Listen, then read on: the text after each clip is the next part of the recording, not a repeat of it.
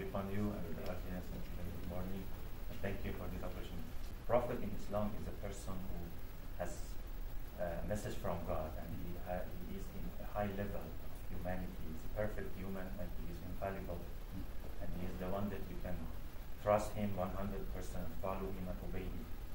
He doesn't have mistake in him. And it starts from Adam, Noah, and Abraham, Isaac, Ishmael, Jacob, Joseph, Moses, Jesus, and the last one is Prophet Muhammad. And in age 40, he received the revelation from Gabriel to start his mission as a prophet. And he started the mission with his relatives. Some of them became his enemy. They didn't accept.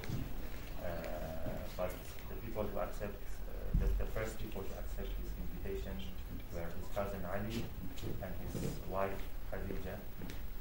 And Muhammad had some miracles, but his main miracle was a book that was the revelation and the words of Almighty God.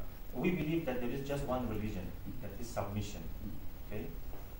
But in different times and different situations, we have different rules that we call them Sharia. For example, Sharia of Moses, Sharia of Jesus, Sharia of Muhammad, that is Islam. So Christianity, Judaism, these things, we call them Sharia.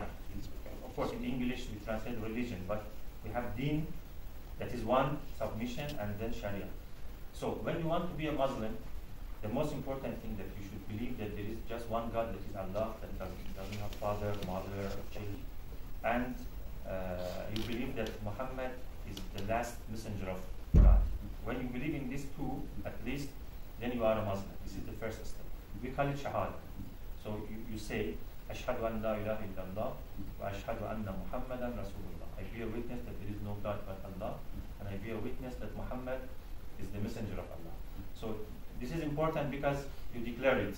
So anyone who wants to be Muslim, say it. Then we have some pillars, as you said, in Islam. You can't be a Muslim, you can't say this Shahada and then don't care about them. One of them is Salat, as I explained.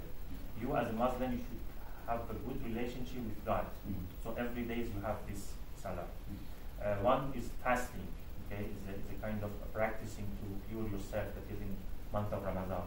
One is, for example, Hajj is a journey to make in a special way, in a special day. And one is Zakat, that you as a Muslim, you should care about poor people. Okay, so every month and every year you should spend part of your wealth to them. Yeah.